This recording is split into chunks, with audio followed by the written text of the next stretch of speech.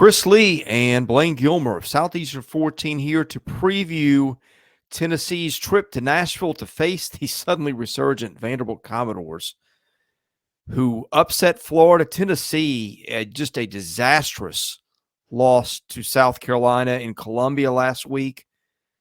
Blaine, if you had told me 2 weeks ago that this would be a game where we would actually discuss the possibility that it was interesting, I think we would have both thought that was crazy, but here we are. Vanderbilt, a 15.5-point favorite at home. I say home. Tennessee will overrun that building, although I don't know if it will be as dramatic as it would have been had the Vols won in Columbia and come to Nashville just needing to rubber stamp what I think would have been a bid to the college football playoff. Yeah, to use recent political jargon, instead of being an orange wave, it might be more like an orange trickle over there in Nashville. Oh, I don't think that'll happen, but it's not going to be what it was. Yeah, that's what I'm saying. It'll be diminished a lot in terms of who. Yeah. But listen, Nashville's a fun town, so I'm sure the good people of Knoxville and the Tennessee faithful will still want to go out and have a good time over there at Vanderbilt. But this is the complexion of this game. Has certainly been altered a lot. One, because of injury with Hendon Hooker being out, very unfortunate. And then Tennessee just had a gut punch last week, as you said, with their playoff hopes dashing.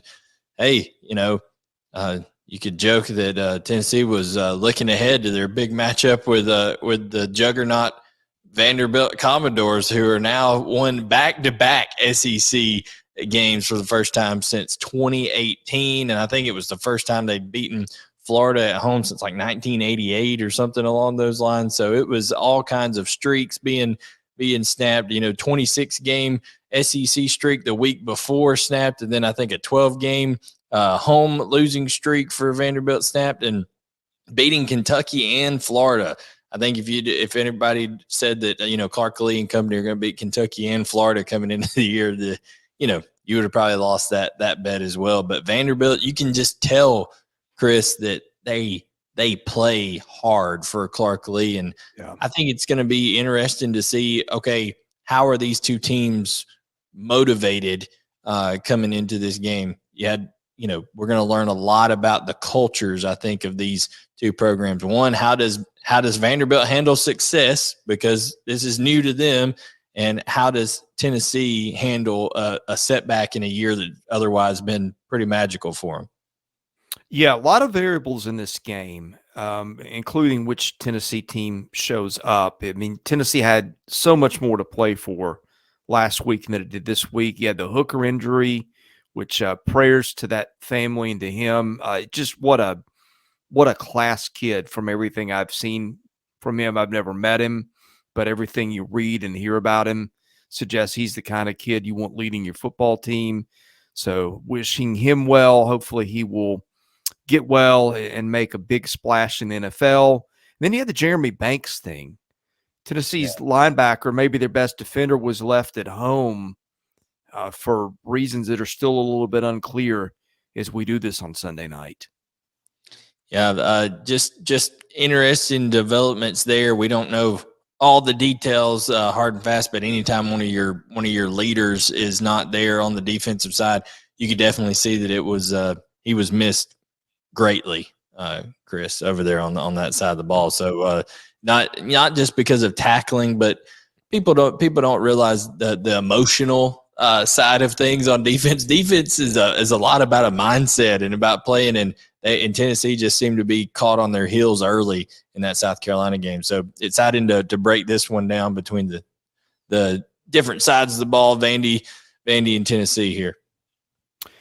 Well, when the Vols have the ball, they will apparently be led at quarterback by Joe Milton, who lost the job to Hooker a year ago. And Milton's a guy that can throw a ball through a brick wall, but has had some issues with accuracy. Now, I'm going to look up the stats because this is from memory. I believe he has thrown 6 touchdowns and no picks this year. Look, and he's a get off the bus, looks like a first pick in the draft guy. Stats this year for Joe Milton III. He is 23 of 33 for 69.7% completions, 23 of 33, 573 yards. That's crazy. Yeah. I think that's 17.4 per attempt. 6 touchdowns, no picks, passer rating of 275.6. Now, look, I think that those snaps have come garbage time. Yeah, I get it, but again, he's a good athlete. He's not made mistakes this year, so there's that. Vanderbilt, on the other hand, and let's just compare these teams, okay? Vols scoring 46.5 a game, Vandy giving up 34.2. The Vols have lost 8 fumbles and 3 picks. Vanderbilt has picked up 11 fumbles and 6 interceptions. Vandy has registered 17 sacks. The Vols have given up 23. We count sacks as pass plays. So with that, Tennessee averaging 5.2 per run play. Vanderbilt giving up 5.1. Vols averaging 9.4 yards per pass play. That is absurd. And Vandy giving up 8.2, which is also absurd. The way that you beat Vandy is to throw on them. Vanderbilt last week ground Florida's ground game to a halt. Florida was averaging 6 yards a carry and got 2. Vandy just said, we're going to make you try to throw the ball and beat us. And Richardson really a skill set very reminiscent of Milton's. Big guy, athletic, can throw the ball through anything, but you don't always know where it's going to go. Richardson threw for 400 on Vandy last week, but the Commodores won. Tennessee actually likes to run the ball a little bit more than it throws it. Again, Vandy been a little more stout against the run lately. I really think the Vols with Hyatt and Brew McCoy and all those guys will probably air it out all over the yard. But I just want to know, what does it look like with Milton? Is the stat line he's put up so far indicative of what he'll do? Or does it look more like last year when it wasn't that impressive and he lost the job to Hooker?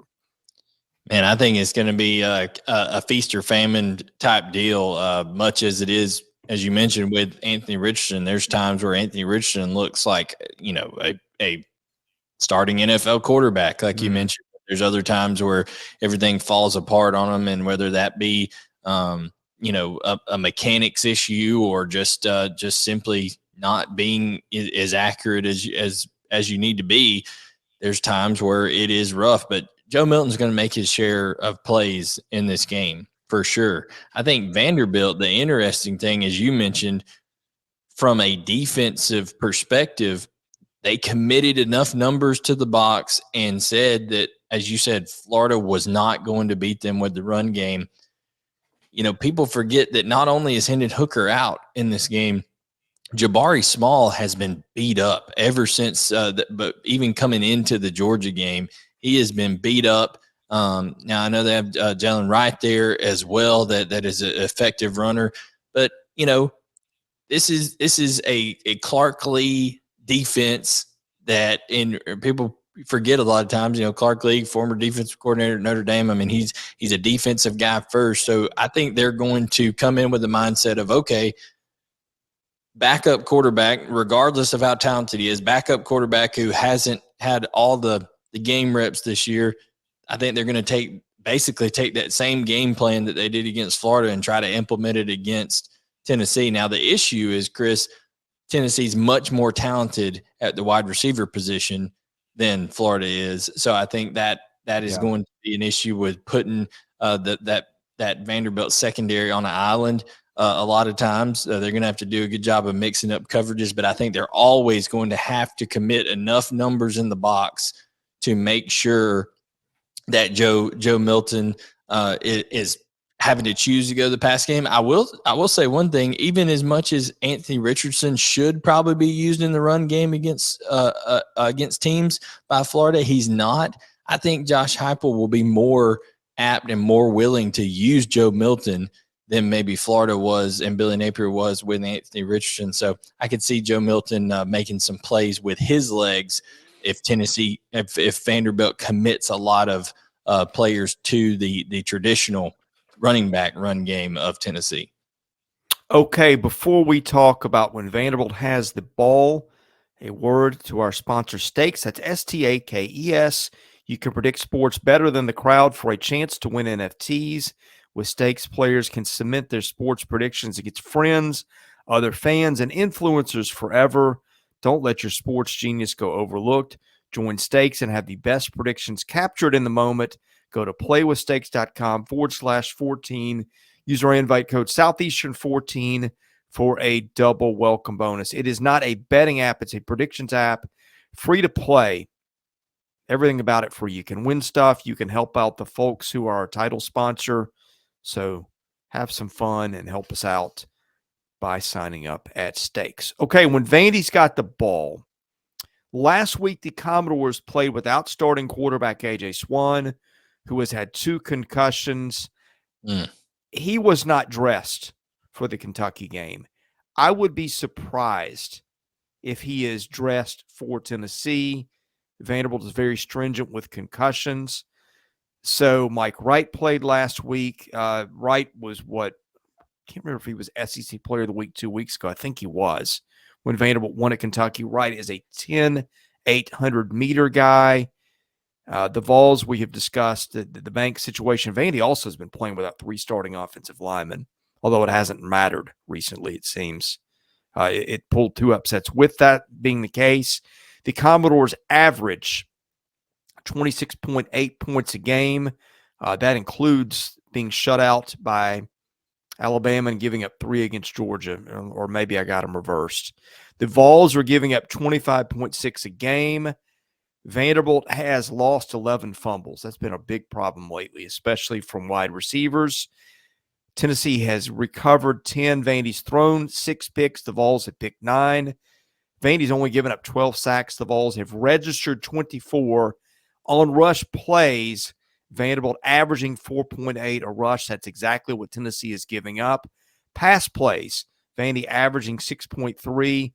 The Vols are averaging 6.7 a pass play again. That accounts for sacks. So that's not yards per pass. That's yards per pass play. I think what you're going to see Vandy do is what it's done the last couple of weeks.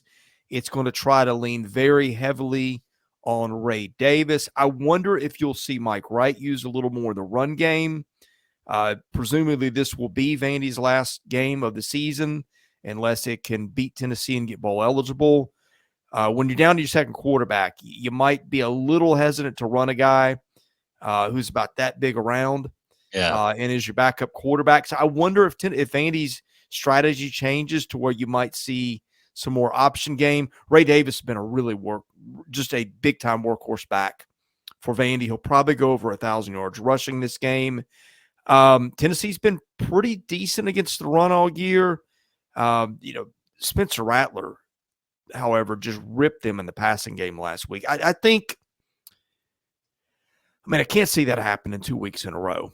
I don't know what you attribute last week to with Tennessee. After Carolina scored 6 points the week before that, and those were on special teams. So what do we make of this side of the ball right now, and how much of that depends on whether Jeremy Banks plays? I mean, having a guy like Jeremy Banks, of course, makes a huge difference. But when it comes down to the secondary for Tennessee, Chris, there's been struggles all year long. This has not been something that is this has not been something that's new. It's just been masked by Tennessee being able to overwhelm their opponents offensively going on, and they had just enough sputters early in that game against South Carolina to where you couldn't dictate everything in the game. You couldn't get the momentum going the way you wanted to. So I think the start for Tennessee will be important on both sides of the ball. But listen, I think this is a game where guys like Will Shepherd and Jaden McGowan can have big games, because here's the thing. It wasn't just – there were times where Spencer Rattler, took a shot downfield, of course, but there was just so many intermittent routes, crossing routes that were caught by South Carolina players that just had nobody around them.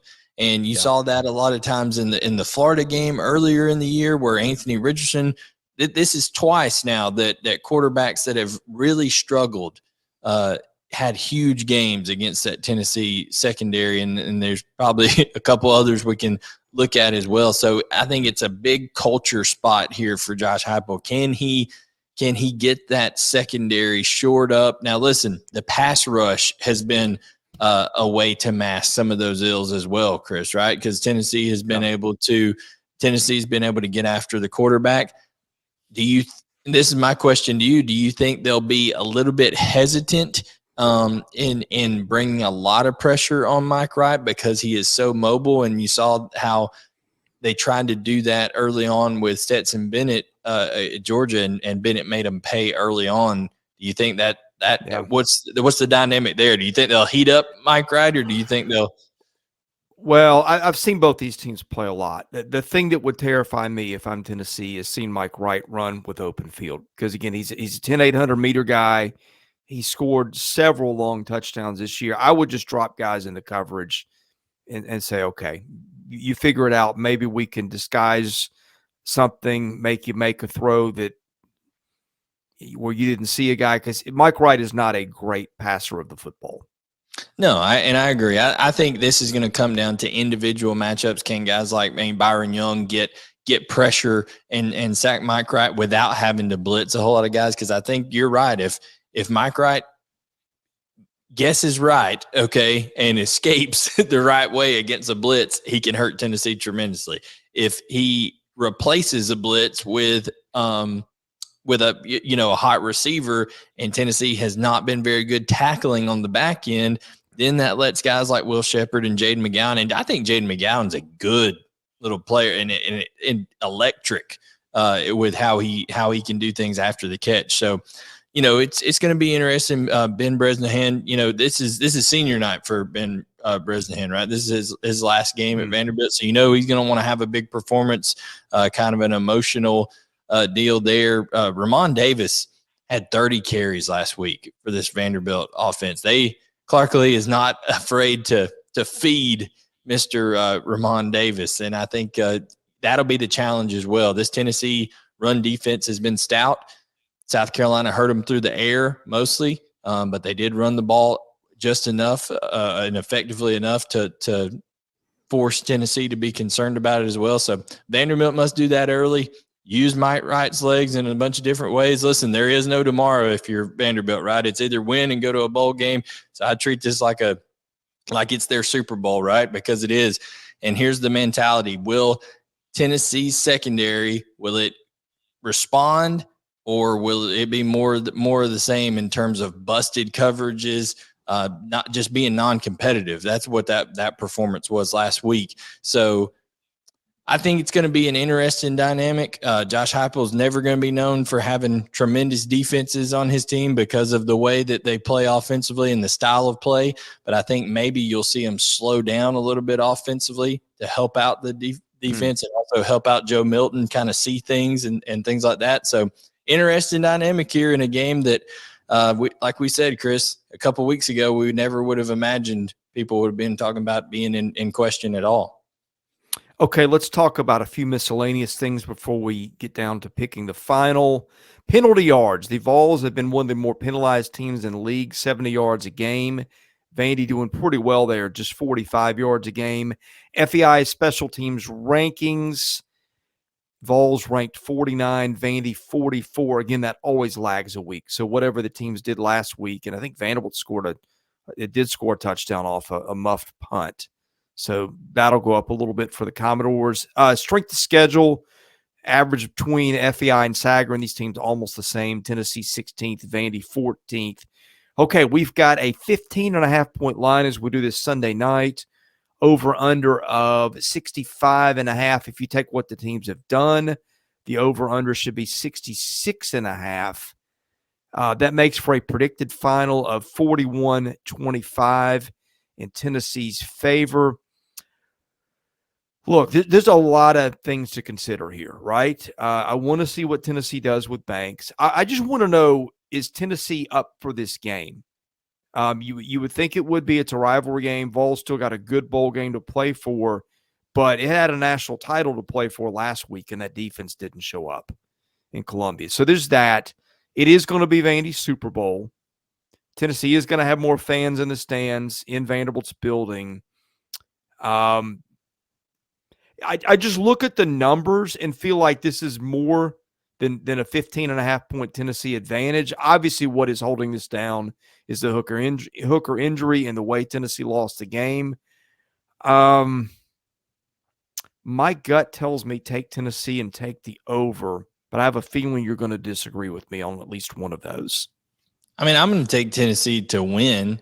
I think Vanderbilt covers the 15.5. I think you'll see Vanderbilt hang around in this one for a little while. I think that there'll be some struggles maybe early on for Joe Milton in terms of settling in, some accuracy stuff, but there's going to be just too many times with his arm that he's able to extend a play and, just basically throw it up way down deep and let Jalen Hyatt and those guys run underneath it. And I think Vanderbilt struggles too much in the secondary to ultimately keep up with it. But I think, the fight, the want to, the drive under Clark Leak, the scratching and clawing, trying to get that 6th win. I think they'll cover the spread, but I can see the over hitting in this game as well, because I don't have a whole lot of confidence in I'm not sure either team gets stops. Either defense in this point. Yeah, you may see a record for blown coverages in this one. All right, we're previewing every single SEC game for this week and for the whole season. We'll have bowl season and everything. We'll be doing a Wednesday night live stream, so we'll update you on availability and such for this game. He is Blaine Gilmer. I'm Chris Lee. Thanks for watching Southeastern 14, presented by Steaks.